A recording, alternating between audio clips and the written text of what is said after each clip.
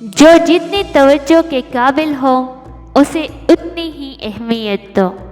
کمزور لوگوں کا حد سے زیادہ خیال رکھو گے تو اپنی اہمیت کھو دو گے۔ تمہیں پتہ ہے جب ماں نہیں رہتی تو کیا ہوتا ہے؟ خواہ مخواہ بلانے والا نہیں ہوتا۔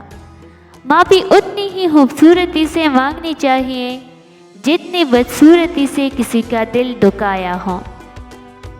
دلوں پہ راج سچائی کرتی ہے، دکھاوے نہیں۔ جہاں بھی رہے مخلص رہے۔ خدایا مجھے کبھی میرے حال پر مت چھوڑنا، میرا تیرے سوا کوئی نہیں۔ اور اللہ تمہارا حیثیت دیکھ کر نہیں بلکہ نیت دیکھ کر نوازتا ہے۔ باپ دنیا کی وہ بہترین ہستی ہے جس کا دسترخوان پر موجودگی اور کمرے کے باہر اتارے ہوئے جوتے بھی تحفظ کا احساس دلاتے ہیں۔ اگر آپ ڈرائیور کو جانے بغیر ایک گاڑی میں پرسکون ہو کر بیٹھ سکتے ہیں تو پھر اپنی زندگی میں کیوں پریشان ہوتے ہیں جس کو اللہ چلا رہا ہے؟ لوگوں کی اکثریت آپ کے ساتھ مخلص نہیں ہوتی بلکہ اپنے ضروریات سے مخلص ہوتی ہے۔ صرف ان کی ضروریات بدلنے سے ان کا خلوص بدل جاتا ہے۔ جھکو صرف وہاں پر جہاں تمہیں جھکانے کی ضد نہ ہو۔ اللہ کی یاد کے بغیر بے سکونی دل کا مقدر ہے۔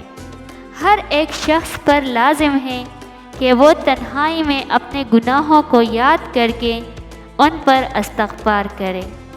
اگر معاشرہ جنگل بن جائے تو اس کا یہ مطلب نہیں کہ آپ جانور بن جائیں۔ ہر انسان الگ ہوتا ہے۔ خود کو نکالنا اور سنوارنا اچھی بات ہے، مگر یہ سب اپنے لیے کرے، کسی بے پرواہ انسان کے لیے نہیں۔ انسان کو اپنی سوچ ہمیشہ بلند رکھنی چاہیے کیونکہ بلند سوچ بلند مقام پر پہنچا دیتی ہے۔ یقین مانیں صبر کی زبان اتنی طاقتور ہوتی ہے کہ ستانے والوں کی بنیادیں ہلا دیتی ہے۔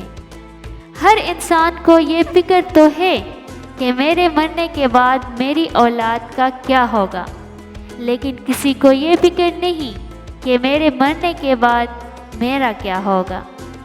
3 طریقوں سے پریشانی خوشی میں بدل جاتی ہے۔ خاموش رہنا، خاموش رہنے سے پریشانی کم ہو جاتی ہے، صبر کرنے سے ختم ہو جاتی ہے اور شکر کرنے سے خوشی میں بدل جاتی ہے۔ ہر انسان کی عزت اور اس سے محبت کرو کیونکہ ہر انسان میں خدا کی کوئی نہ کوئی صفت موجود ہوتی ہے۔ نصیب کا لکھا مل کر ہی رہتا ہے، کب، کہاں اور کیسے یہ صرف اللہ ہی جانتا ہے۔ دل میں کھوٹ ہو تو دعا، عطا اور محبت تینوں راستہ بدل لیتی ہے۔ جب بندہ مخلص ہو تو عزت میرا رب دیتا ہے۔ زندگی والد کے ساتھ اور والد کے بغیر۔ جن کے والدین زندہ ہیں اللہ تعالیٰ انہیں لمبی زندگی عطا فرمائے، اور جن کے والدین رحلت کر چکے ہیں اللہ تعالیٰ ان کی مغفرت فرمائے۔ آمین ثم آمین۔ اس شہر منافق سے تنگ آ گیا ہوں میں، آؤ کسی گاؤں میں کچا مکان لیتے ہیں۔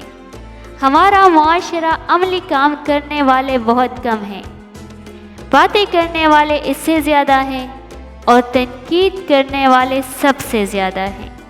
اگر آپ کامیاب ہونا چاہتے ہیں تو اپنی زندگی کا ایک لمحہ بھی ضائع نہ ہونے دیں۔ جو ایک پیاسے جانور کو پانی پلانے پر بخش دیتا ہو تو سوچیں اگر انسان کی مدد کر دی جائے تو اللہ کتنا نوازے گا۔ امید کبھی نہ چھوڑنا، کل کا دن آج سے بہتر ہوگا انشاءاللہ۔